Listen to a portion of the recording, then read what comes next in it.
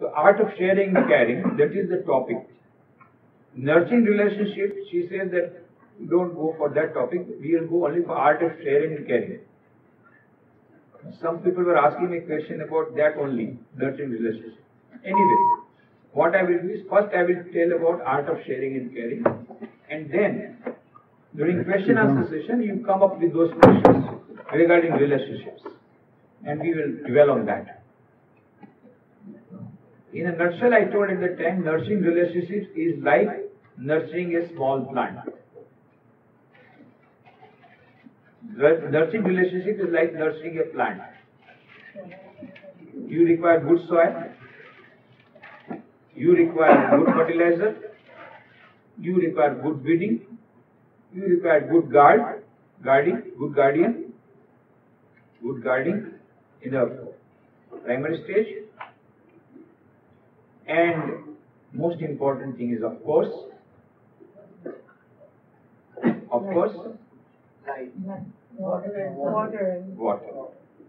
Fresh air and light is of course there, but without water plants cannot. In Porbandar, when we constructed the colony out of earthquake preparation project, we wanted it to be like Nandanvan.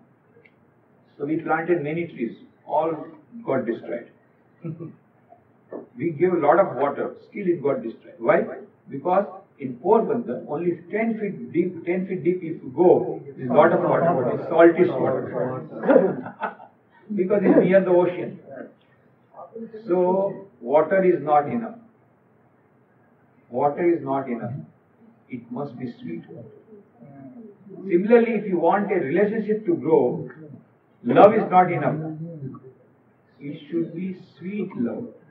It should not be saltish love. It should not be selfish love.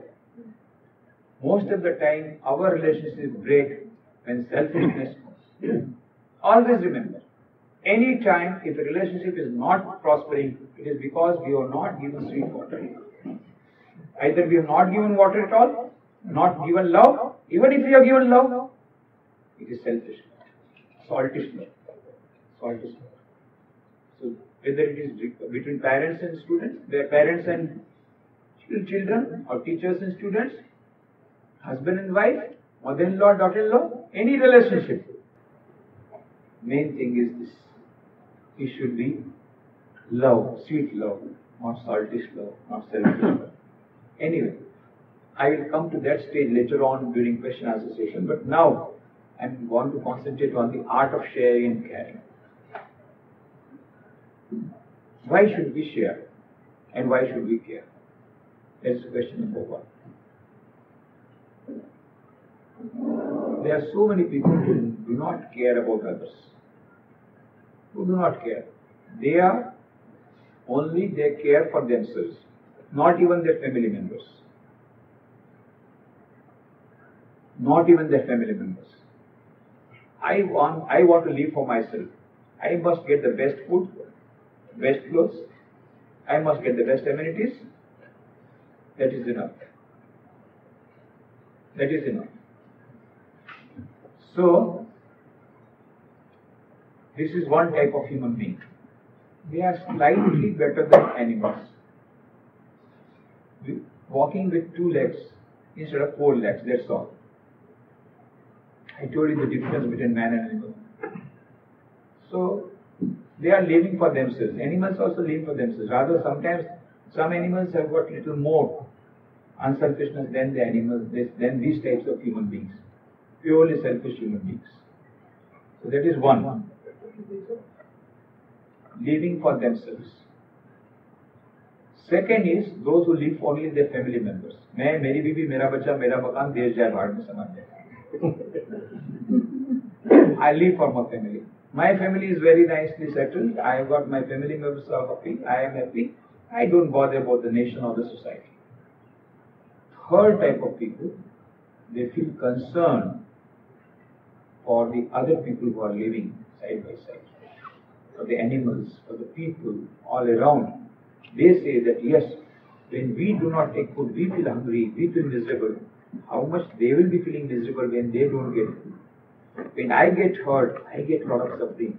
Then they are they are becoming patient, they are getting disease, how much they will be suffering. So feeling the suffering of others, that feeling of compassion, that feeling when it is there, then you must know that now you have evolved from an animal to a human being. Externally you might have evolved, but internally you have evolved. The first sign is that you are having concern for others. You want to care for others. And this caring for others is slowly getting more and more widened. First to the family members, then to the neighborhood, then to the city, society, to the nation, and then to the whole of humanity. And then, not only humanity, even to the animals. Not only animals, to the birds. Not only animals to the birds, to the all life. Throughout the world. Gradually our love goes on expanding. That is the nature of our evolution. So the more we grow, the more we care for others, the more we grow. That is caring for others. And sharing, when we share our knowledge increases. When we share our love increases, happiness increases. When we share our happiness increases. And strange enough, when we share our sorrow, suffering decreases. That is why we should share and care. When we share sufferings, then suffering decreases. When we share happiness, happiness increases. So Swami Sri Ramakrishna used to tell the example that there are two types of people. If a person gets a mango, what does he do? He sees anywhere around. If nobody is there, he goes to the room, closes the door, and eats a whole mango for himself. Not even allowing the family members to know that he got a beautiful mango. Second person, when he gets a good mango, he brings all the people together, cuts into small pieces, gives the pieces to him. Now, who is a better human being? Who will get more happiness? Who will get more peace? One who shares that small mango. Similarly, a person is a millionaire. He doesn't share with others. He may have a beautiful house, beautiful car, but he will be living a most miserable life. And his death will be more miserable than the life. And after death, still more miserable. So, the more we share, the more we care, the more evolved we are as human beings. This is what we can understand through common sense. We all know. Now, we are entering into another zone. Why should we share and care? Not only for becoming better human beings. Ultimately, what is the purpose of life? Why are we born as human beings? Why are we here? What do we want to achieve before we die? Most of the people have never thought about it. I asked many children, what is the purpose of life? Purpose of life is to become engineer, chartered accountant. It's okay. What is the ultimate aim of life? We never thought about it. When will you start thinking about it? When you sit down in the car, the first question you should ask, where do you want to go? The car has already gone a long distance and then you say, oh, I wanted to go to the other side. That is the reverse direction. Come back to the same place. You went with full speed and yet you reached later. Why? Because in the first thing you didn't ask where do you want to go. Similarly, our life has already started. The journey of life has started 30 years, 20 years back. For the youngsters, I tell them, already 20 years back you sat down in the car, started your journey. So far you have never not asked where do you want to go. That's a paradox. Horse was galloping at full speed. This is a Zen story. And somebody asked the person, where are you going? And he said, ask the horse. Because I am not taking the horse. Horse is leading me. I am not leading the life. His life is leading me. We are just going like a flock of sheep. Everybody is going after money. We are also going after money. Everybody is going after latest model car and latest model mobile and latest model. We are also going after that. We do not know why we have come to this earth. What do we want to achieve before we die? We never come. Kabir says, जब तू आया जगत में जग हंसी तू रोए ऐसी करनी कर चलो मरते समय तुम हंसो. When the child is born, child weeps, weeps, and all the people are smiling and they are happy and they are clapping. Oh, child is born. All are happy. And when the child does not weep, others weep. There is something wrong. When the child does not weep, yes, it happened with some of our devotees. The child is not weeping at all, is silent. Doctor saying he will not survive. So then they brought the doctor gave the injection. Then we started crying. Then all the people started laughing. Child is now saved. जब तू आया जगत में जग हंसे तू रोए. You alone were weeping and all others were laughing. Now live in such a manner, when you die, you are dying peacefully with happiness and smilingly, and let all others weep. Oh, such a nice great man has gone. Let them weep. It is the purpose of life. That is the fulfillment of life. जब तू आया जगत में जग हंसे तू रोए ऐसी करने कर चलो मरते समय तुम हंसो जग रोए. The purpose of life is to die peacefully, live peacefully, and live LEAV peacefully. Live LIV peacefully and live LEAV peacefully. That can happen only if, when the film is going on, at the time of death, the whole film, video film is there. Whatever we do, everything is, the video film is being taken. Here also it's been taken. But this is temporary. Only for 1 hour it will be taken. But our inside video film is throughout going 24 hours. Whatever we are doing, good or bad, everything has been done. Everything, the film has been taken. At the time of departure, final departure, the whole film will be shown to us.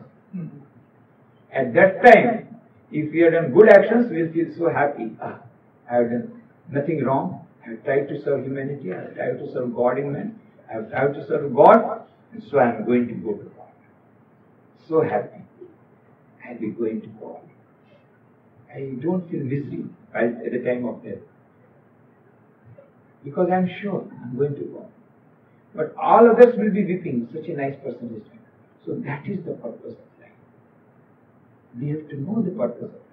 We want peace of mind. We want happiness, peace. We want eternal peace also.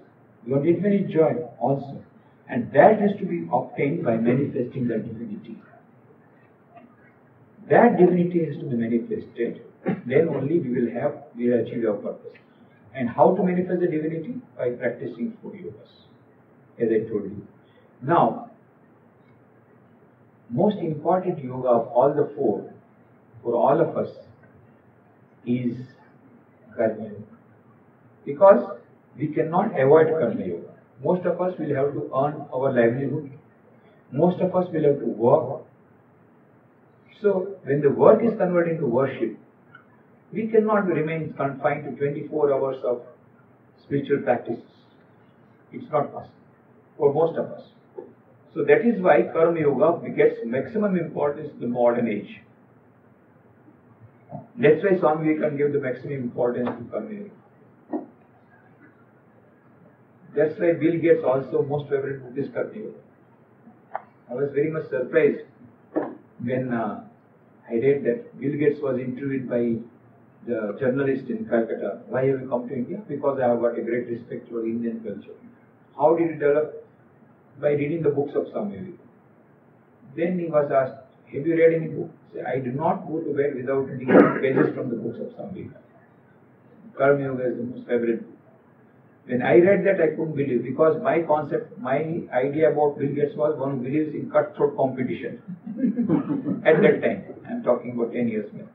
When later on, when I read the newspaper that he had made an announcement that keeping only a few $1 billion for his children, rest all he will give to charity, then I thought, yes, we must have read the purpose of it. Because Karma Yoga Swami Vivekananda says about living for others, serving others. No, he must have read it. Of course, later on I heard that in 2000 years, 10 years back, he has already founded a foundation, Melinda Bill Gates Foundation. $30 million he will immediately transferred. They are doing good work. But this concept of doing good to humanity, he learned it from David Rockefeller. That's what he has written.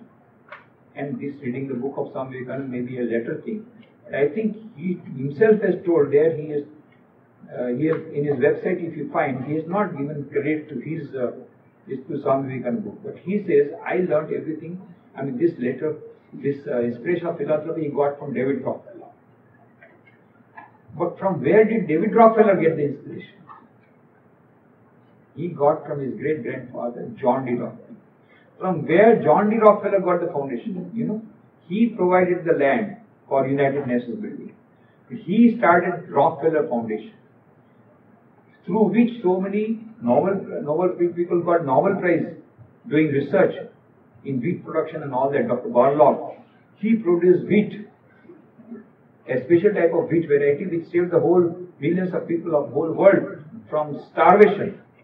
And that research was done with Rockefeller Foundation money. So Rockefeller Foundation doing wonderful work. And that was founded by John D. Rockefeller. Why? You'll be surprised to know, because of Swami Vivekananda. Swami Vivekananda, when he came to the United States in 1893 and gave his historic speech at the World Parliament in 1893 on 11th September. That was also 9/11. And again, we did not receive the message properly, so there was another 9/11, 108 years later. But when he was in America, then at that time when he was in Chicago, at that time John D. Rockefeller was the richest person in the world, emperor of petroleum industry. At that time he was very much suffering mentally, he was contemplating suicide. One of his friends suggested, why don't you come to my friend's house? An Indian yogi called Swami Vivekananda has come there. Maybe after meeting him, you will get peace of mind. Rockefeller said, what? I have to go to a beggar for getting advice? You know, we are all beggars. We live on fiction. So what? I have to go to a beggar for counseling? No, I will not go. He didn't know. He didn't know. But one fine morning, suddenly, he came to the place of residence where Swamiji was staying. He knocked at he called the bell. The butler opened the door. He rushed in without being announced. And Swamiji at that time was not drawing room. So he went to his study room. And Swamiji was so fully engrossed. He had a lot of power of concentration. So he was so engrossed he did not notice Rockefeller coming. When Rockefeller came and when he saw Swamiji fully engrossed in study, he knocked at the table. And then Swamiji looked up. Rockefeller said, I am Rockefeller. Swamiji asked, what do you want? Rockefeller was not prepared for this type of treatment. Rockefeller, if he comes, then the President of America would get it. And here is the beggar sitting and asking, what do you want? So he became very much annoyed. He said, I don't want anything. Then Swami said, why have you come? No, he didn't answer because he had come without invitation. Then Swamiji smiled and said, I know Rockefeller why you come. You have come here because you don't have peace of mind. And then he started telling many incidents of the life of Rockefeller which no one else knew except Rockefeller. Then he became very much excited. Who has told all these things to you? How did you come to me? Who has told all these things to you? Swamiji smiled and said, do you think it is necessary? I can see through your mind as I can see through a glass almirah. Then Rockefeller became very much anxious. By God, he has learned all my secrets. He knows everything. Then Swami Vivekananda said, my dear friend, I will tell you, give a piece of advice. Remember, you are not the owner of your wealth. You are only a custodian of your wealth. Utilize this money for removing the sufferings of millions of people, and immediately you will get peace of mind. There is no other way by which you can get peace. Rockefeller was not habituated to listen to anybody's advice, least of all from a beggar. So he became very much annoyed and he left the place abruptly as if he had come. In annoyance he left. After a few days again, similar question. All the bell. Butler opened the door. He went inside. Swamiji was not in his drawing room. He went to study room without being announced. Swamiji was fully engrossed. Again, knocked the table. Then Swamiji looked up. Then Rockefeller put a piece of paper in which he had made an announcement with very huge donation for a public cause. And Swamiji read it. Rockefeller said, "Now you must thank me. I followed your advice." Swamiji said, "Well, it is for you to thank me. Because by following my advice, you will get peace of mind which cannot be purchased with millions of dollars in the market. Peace of mind cannot be purchased. Peace of mind cannot be purchased from the market. It is inside. And that is most readily available when you serve others. And that is why you should share and give. If you want peace of mind, you must share and give. And if you want eternal peace, infinite happiness, all the more you should share and give. That is the only way, no other way. Absolutely no other way. If you want peace, you have to share and give. First with family members, with the society, with the world. Whatever is the capacity you have, the more you share, the more you care, the more you get. And there is a law of giving. This is the principle of trusteeship management that Swamiji gave. For the first time in the corporate sector, Swami Vivekananda gave that message of trusteeship management to Rockefeller. From there, David Rockefeller. From there to Bill Gates. Of course, Mahatma Gandhi tried to popularize that concept, and Bajaj and other Birlas and Tatas, they have been also practicing it. But Swamiji gave that principle of trusteeship management in the corporate sector for the first time through John D. Rockefeller. And through Rockefeller Foundation, United Nations have come up, so many other things have come. But this is the message Swamiji gave. This is because of the law of giving. The more you give, the more you get.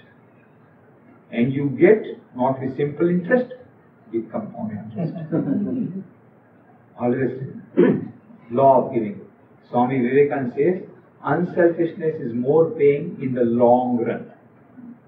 Unselfishness is more paying in the long run, but unfortunately, people do not have the passions to practice it. Unfortunately, people do not have passions to practice. The more you give, the more you get. That is the law of giving. The law of karma states, as you sow, so you give. If you plant a mango tree, you get mangoes. If you plant a tamarind tree, you get tamarind. When I go to schools, colleges, children are very intelligent. Swamiji, you are a liar. You are a liar. I planted a mango tree, but I got tamarind.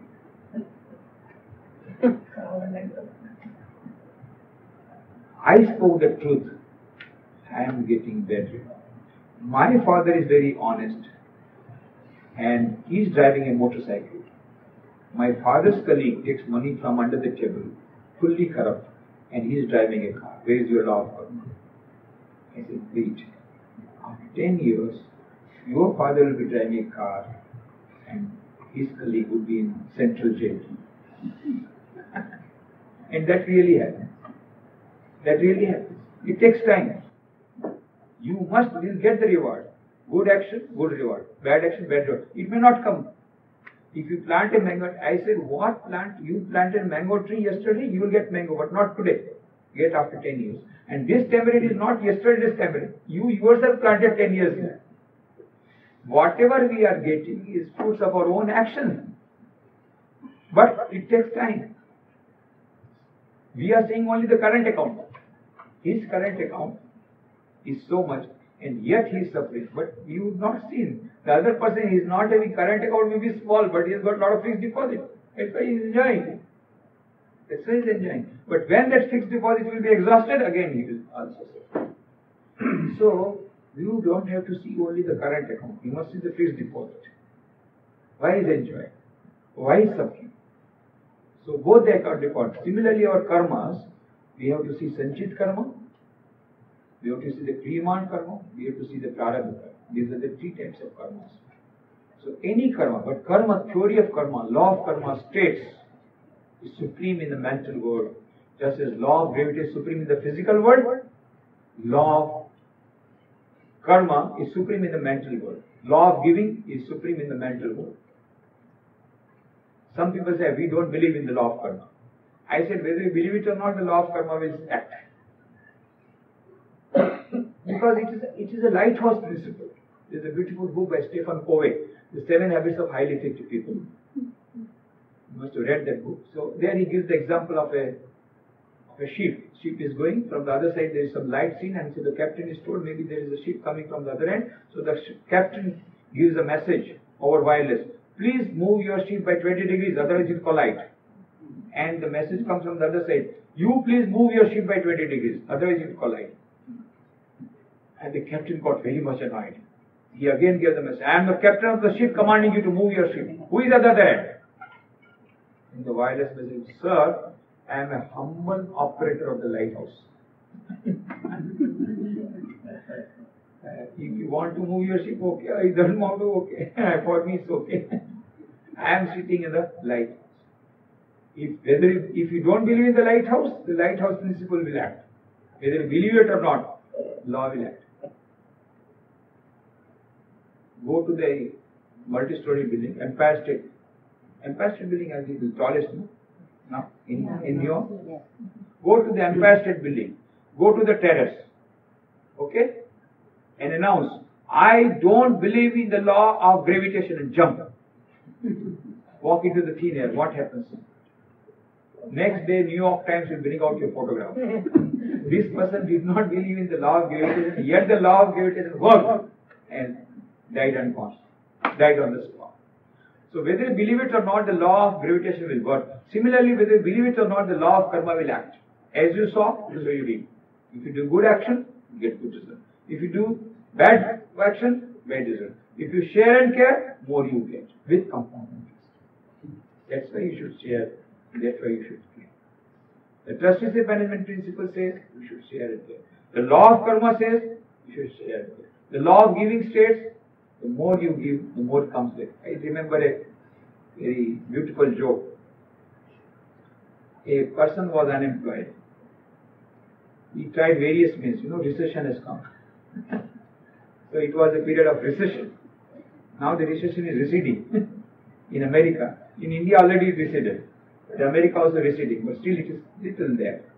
But that was a great period of recession, and that person was not getting a job, that young man, and he was getting frustrated. Finally he came to the church and met the father.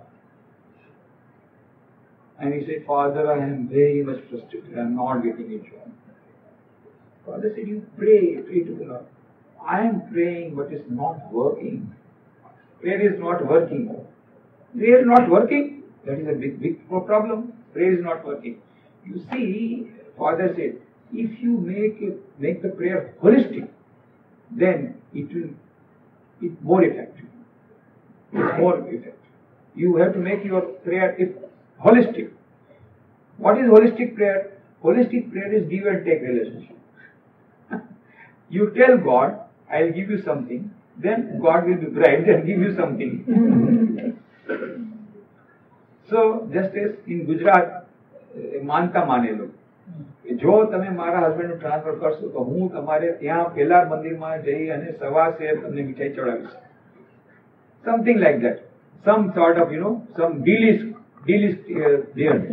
Not simple prayer.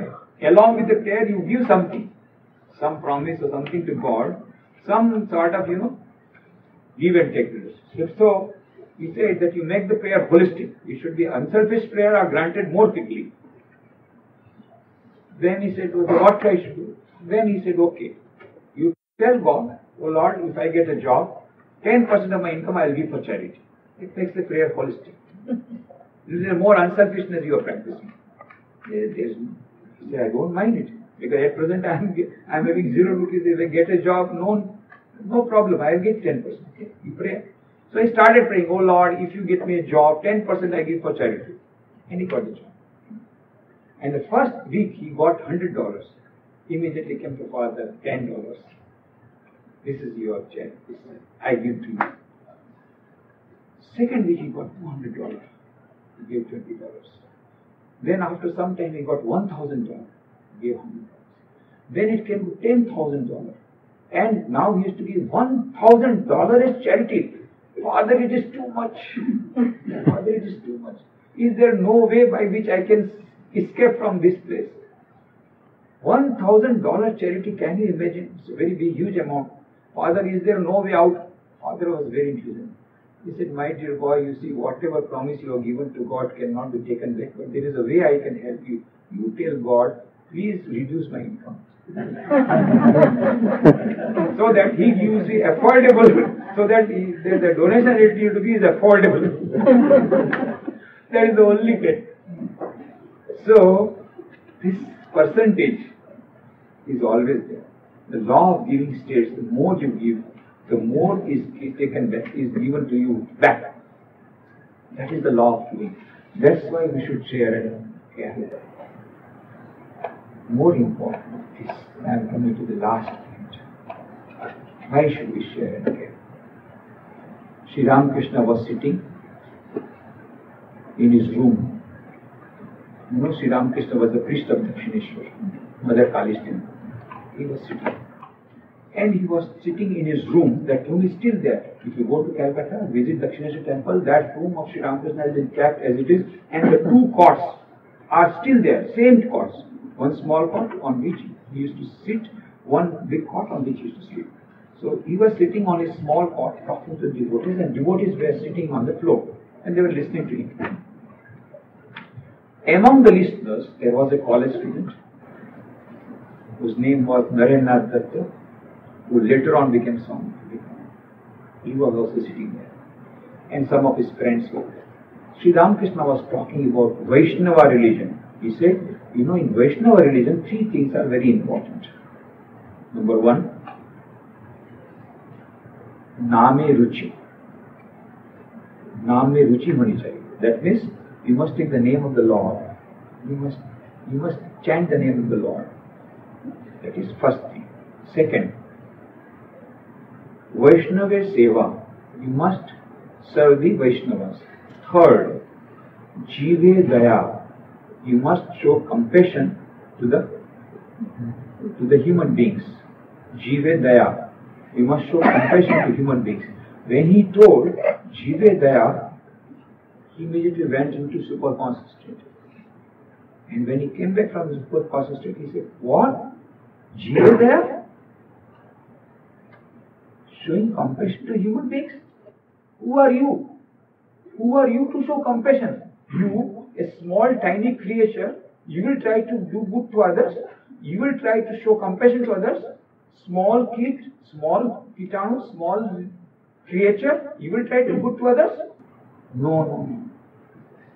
Not Jive Daya, not compassion to other human beings. Shiva Jnane Jiva Seva. Worshipping God in human beings. Because Shiva is there inside every Jiva. This is what the Upanishads say, this is what the Vedanta philosophy says. Inside every human being there is God. Irrespective of caste, creed, color, religion, nationality. Tvam Stri, Tvam Pumanasi, Tvam Kumar, Utva Kumari, Tvam Jirno Dandena Vanshasi, Tam Jato Bhavashi Vishwato Mukha. O Lord, you are present in every human being. You are present in young man, young woman, the old man who is tottering with the stick, in man, woman, everywhere you are there. So, inside every human being, there is that God present every human being. There is Shiva in every Jiva. So Sri Ramakrishna says, not compassion to creatures. You have to serve God in human beings. Swami Vivekananda was listening. And when after this, when he came out of the room, he said, oh, today I heard such a great message from the Master. It's such a revolutionary message where you get the synthesis between work and worship, synthesis between Eastern and Western culture, synthesis between work and meditation, synthesis between Jnana and Bhakti. What a great message, Sri Ramakrishna. If God gives me an opportunity, I'll spread this message far and wide. And God gave him the opportunity. When he came back from America and other Western countries to India, in 1897, he started Ramakrishna Mission to give a practical shape to the message of Sri Ramakrishna. Shiva Jnane Jiva Seva. Worship of God in human beings. It is for giving practical shape to this philosophy, to this message that he started Ramakrishna Mission. He himself wrote to Miss Mary Hell. Miss Mary Hell, as you know, the Hell family was very helpful to them, helpful to Swami Vivekananda. So, Swami Vivekananda wrote a letter from Almora in 1897 to Miss Mary Hell. Mary, I had to talk a lot about myself because I owed that to you. Now I feel my task is done. At the most 3 or 4 years of life is left behind. 1897 he told, within 5 years he left his body. At that time he told, only 3 or 4 years of life is left behind. At the age of 39, he left his body. 4 years back he is writing this letter. Only 3 or 4 years of life left behind. I never wanted earthly enjoyments. I have lost all wish for my salvation. I must see my machine. That means, what is the machine? Ramakrishna Mission. I must see my machine in strong working order, and knowing for certain that I have put in a lever for the good of humanity, which no power can drive it, at least in India, I will sleep without caring what will be next. And may I be born again and again. He says, Swami Vivekananda says, and may I be born again and again, and suffer thousands of miseries, so that I may worship the only God that exists, the only God that I believe in, the sum total of all souls, and above all, my God the wicked, my God the miserable, my God the poor of all races of all species, is the special object of the worship. It is with this objective of worshipping God in human beings that Swami Vivekananda started Ramakrishna Mission, to give a practical shape to the message of his Guru. That's why he had written from the letter from America to his brother disciples and his disciples. So far you had heard the mantras. What are the mantras you heard? Matru Devo Bhava, Pitru Devo Bhava, Acharya Devo Bhava, Atithi Devo Bhava. He said, I am giving you some additional mantras which are more important for the modern age. What are those mantras? Daridra Devo Bhava, Rogi Devo. Worship the God in poor people. Worship the God in the sick persons. Worship the God that is suffering. That God you try to worship. This is now more important. What happens when you worship the God in, then he also said, what a fool you are. You are trying to dig a well by the shore of the Ganges. Here is the big river going on, and you are trying to dig a well here. Here is the living God.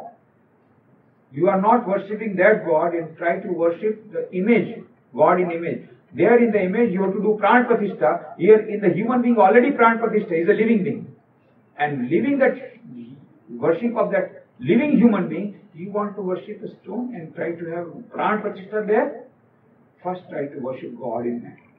That does not mean you should not go to temple or church or mosque. No, they are very important, very necessary, because they contain good vibrations that helps us to have very good meditation. Not that we are decrying you to go there, but more important is that living God, and that is God in the form of human beings, God in the form of poor people, God in the form of sick people, God in the form of suffering millions. These gods are to be worshipped. What happens? When you worship that God, two things happen. That particular Daridra gets some help. And what type of worship should be there? It depends upon the God who we are worshipping. You know, if you want to worship Shiva, then he requires only a little bit of water. At the most, little milk. Some bilopatra, enough. But if you want to worship Krishna, only if you give water, he will become angry. He wants butter and also misri. So, the type of seva differs according to God. So, if you want to worship God in man, if he is coming in the form of the poor, you have to give chapati. But if he's coming in the form of sick person, don't give food, you give medicine. So the type of worship will differ depending on the type of God. But Daridra Narayana, Rogi Narayana, these are the people we are worshipping, trying to worship God in man. So Swami Vivekananda started Ramakrishna Mission to give practical shape to this teaching. Shiv Jnana Jeev Seva. What happens? When you give a chapati to the person, that person is saved. His life is saved. Isn't it? He was dying. He was starving. You have given a chapati. His life is saved. It's a great service. But what happens to you? You get much more. You know, when we started this relief work in earthquake relief, whenever we go for relief or for anything this one, we go to the villages.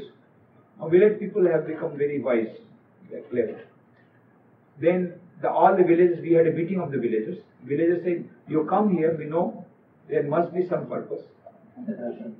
Because nobody comes here without any ulterior purpose. So you must have some selfish interest. Otherwise you would not have come to us. I told, yes, we have come with a selfish interest. Then they said, yes, at least this person is good that he has acknowledged that he has come with a selfish purpose. But I said, please listen to what is the selfish purpose. You know, we are monks. We have given up our family life. We have given up everything. We have sacrificed everything. Why? For we want to achieve perfection in this life. Atmano mokshartam jagadhitaya cha. That is the mandate given to us by Swami Vivekananda. The purpose of life is Atmano mokshartam. Getting salvation. Before you die, you must get freedom. Before you die, you must get perfection in life. Before you die, you must get that happiness and peace. So Atmano mokshartam is the goal. But simultaneously, jagadhitaya cha. While trying to serve humanity, that is why we have left our everything. Now we want to achieve that goal quicker. That is our selfish purpose. And Sri Ramakrishna and Swami Vivekananda say, if you want to reach goal quicker, then try to worship God in men. And so we have come here to serve Daridra Narayana, not for helping you. We have come with a selfish interest. By serving you, we will get Atmano mokshartam. With that selfish interest, like, oh, that's very good. This is good selfish interest. So Atmano mokshartam jagadhitaya. Double purpose is served.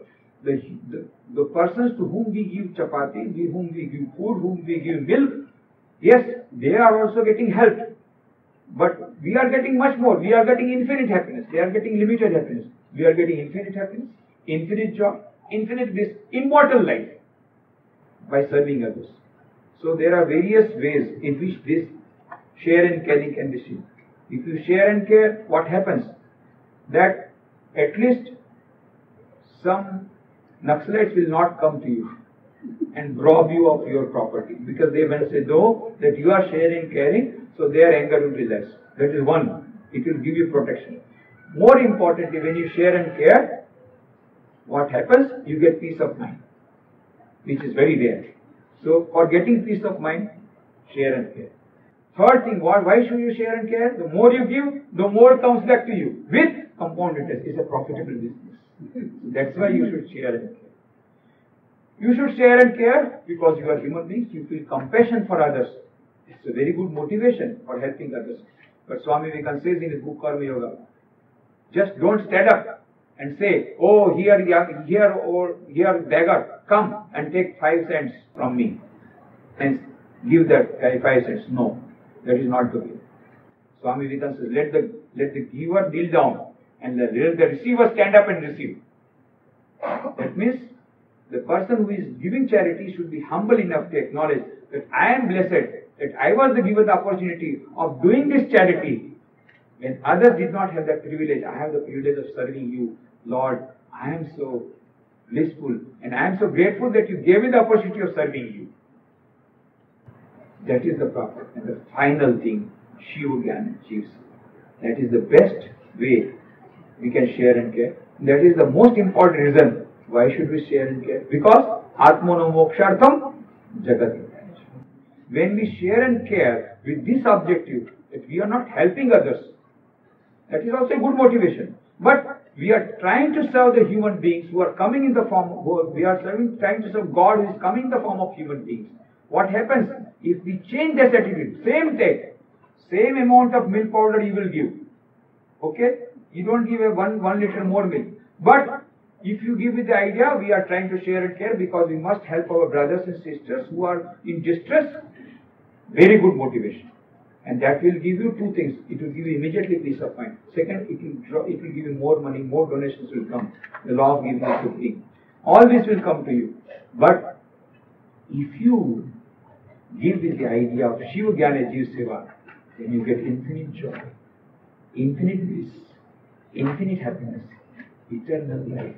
Atmano Mokshatam you will get just by doing the same amount of seva without doing anything extra, but just by changing the attitude of mind. So these are the various ways in which we can share and care. Whatever way you take up, it will give you some result, some return. Of course, the best way is Shiva Jnana Jiv Seva. Best motivation is through Shiva Jnana Jiv Seva.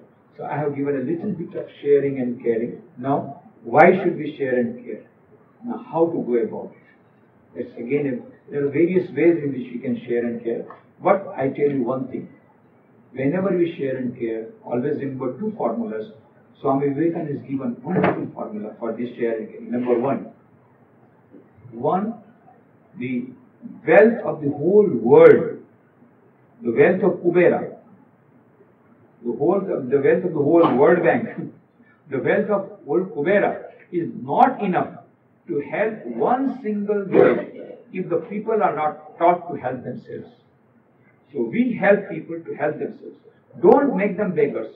Don't give any charity. We help them to help themselves. Otherwise, that human dignity is lost. Never give any charity. Never help anybody. Just help themselves. Let them stand up on their own feet. You go on giving them food, no. For small children below 6 years, okay. After 6 years, no. Let them stand on their own feet. With the milk that they have received, let them stand on their own feet. So we have to make them self-reliant. Self-reliance is a must. Don't make them beggars. That is the first way when we try to worship God in man, when we try to do same service. The first principle adopted by Ramakrishna Mission, why it is surviving for more than 100 years, why it is so much in demand, why there is so much demand from Ramakrishna Mission for starting so many new centers. We have 173 centers and 1,000 centers are waiting in the line at the waiting list. 1,000 non-affiliated centers. Every day they are demanding there should be centers of Ramakrishna Mission in all parts of the world. We are not able to do. Here you are fortunate in New York, there are 2 centers. 2 centers, not 1. But other parts, there are so many people, so many places where there is no centers. But we are in demand. Why? Because number 1 formula, we help them to help themselves. So sharing and caring, we must remember that don't make them beggars. We make them self-reliant. So try to have such schemes which will, so just as they say, don't give a fish, give the fishing rod. So that they don't have to ask for a fish tomorrow. So self-reliance program should be given utmost importance. And while we are sharing and caring, we have to remember this formula, that when we are doing service activities, the attitude which we are doing is also very important. Plus the types of services, what type of service we will do, it should be based on actual requirement of the people, of the society, and the particular circumstances, and also it should be based on available resources. So felt needs and available resources, these 2 things you have to remember. Whenever we go to any village, we see what are the felt needs. I want to start a school. So I go there and start a school, nobody comes. Their immediate goal is they are not getting food. So first we give them food, then only they will listen to you. But they don't stand there, because there is how much food you can give. Then you teach them. So felt resources, felt needs first of all, and local and available resources, that is the way we should serve. So these are the 2 fundamental principles. Again, there are so many other things to be done, to be given, but I have to given you 2 basic principles how to share and care. And why should we share and care? I have given many reasons. Of course, the highest and the best and the most noble thing is serving of God in man. Shiva Jnana Jiv Seva for Atmano Mokshartam Jagaditaja. Double purpose is served. You also get something, the other person gets something, you get much more. You get infinite joy. So this is the way we can share and care. As far as the nurturing relationship is concerned, I will give my answers during the question and answer session. Thank you very much.